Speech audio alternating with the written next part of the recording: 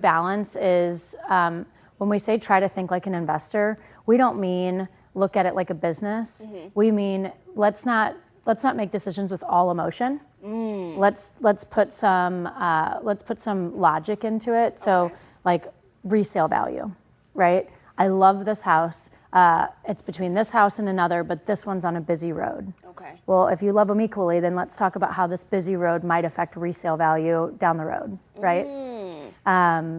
Other things you can think about is just home appreciation. Some neighborhoods appreciate and value faster than others. So if you say, hey, I'm probably only going to be in this house for 3 years, well, we'd like to be in an area that's going to appreciate, right, versus an area that's kind of static, if you're open to different locations. So it's not just thinking with like, I need an open floor plan. Right. It's thinking, okay, I need that, but I also want to be logical and think through my decisions. Well, what's the importance of kind of scoping the scenery of the neighborhood, those neighborhood trends? Like, why is that so important?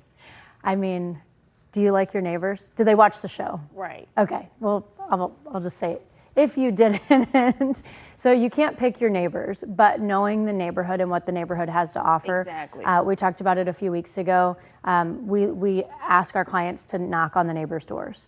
Yeah.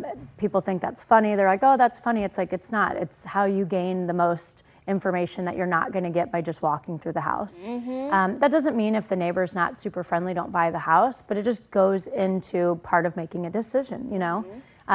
We want our clients to have the most amount of information to make the best decision they can for themselves and their family. I mean, honestly, that's a really good tip. You're going to be living next to this person for years. Yeah. So it's really a factor. What time do you wake up in the morning? Like 5 a.m. Oh, I don't love that for you. But let's say that you go check out this house and they have dogs that they leave outside. I don't love that, by the way. Yeah, I'm not moving there. But you wouldn't know, right, unless you went and explored the neighborhood. So you go out there and then you realize that they start barking as soon as people start getting up in the morning, start leaving for work. And so you have these dogs barking. You work nights. You want to find out what goes on. So, I mean, people go, that's a lot to look into. And it's like, this is the biggest financial decision you're probably going to make. So I don't think it's that big of a deal to go a couple extra steps to explore the neighborhood that you're going to be in. I mean, that's why you need the right real estate agents in your back pocket, because they're going to be putting things into perspective that you probably never thought about, and you're going to be thankful for down the road. So let's talk about the exit strategy. Okay. What are we thinking? What's the proper way to think when we are at that point? Yeah, so I think a lot of our clients are pretty surprised, especially our buyers, by how many questions we ask up front. And they're like, why do you want to know that? You know, because they'll say, hey, I got pre-approved through my bank and I can buy a $450,000 house. And I'm like, great, do you know what that looks like on a monthly basis? And they're like, what do you mean? Right? And so it's like, what can you afford on a monthly basis? Because some municipalities have higher taxes than others. Yeah. So that's going to go into your overall monthly payment. And then we ask questions like, you know, do you see yourself being here for the next 3 years, 5 years? Well, why? Well, because we want to look at appreciation. We want to look at how quickly houses in this neighborhood sell. Is it possible that you'd get transferred for work? Right. If so, how quickly do the houses in the neighborhood sell? And I think the biggest question we ask, especially people with children, is, hey, are you going to be paying for private school? And they're like, why do you need to know that? And I'm like, because it's expensive, and that's probably going to go into your monthly output.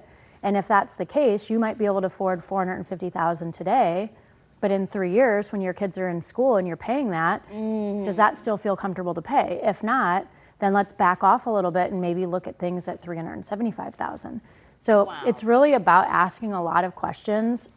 And even some of my friends that are agents are like, man, you guys really like dive into it. Thorough, like that's what I keep thinking of as you're saying all of this. Lauren, you are so considerate. But our team, it's like, that's how we build relationships, right? We're not looking for transactions. Probably 80% of our production every year is based on referrals. Either past clients or clients saying, hey, please help my friend, please help my family. And we get those referrals by being thorough, by making sure they know we're not just here for a paycheck. We're here to help you through this process. And we're here to help you on the next one and the next one and the next one. Yeah, there are so many agents out there, they leave the assumptions out there. You know what I mean? They're just like, well, I assume they understand the magnitude of their decision. You guys don't do that. Well, or they go, well, that's not really like, why? That's like not our business. And I'm like, then let them tell you it's not their business. Right. Because, or it's your business, because that you might actually be sparking something that they didn't think about previously. Yeah. And what I don't want to have happen is sell you a house and in 2 years you're like, hey, this changed for me financially. I was getting bonuses. And now I'm not, so it hurts my income. And it's like, well, you know, like, so we want to ask those questions and find out, you know, a lender is going to pre-approve you based on your income, your debt to income, and your credit score. You know, a lot of them will not sit down and go through a budget and find out what your monthly output is. And so it's just really important that we have those conversations because we want to make sure we have our clients back, you know, start, middle, end, and after the transaction.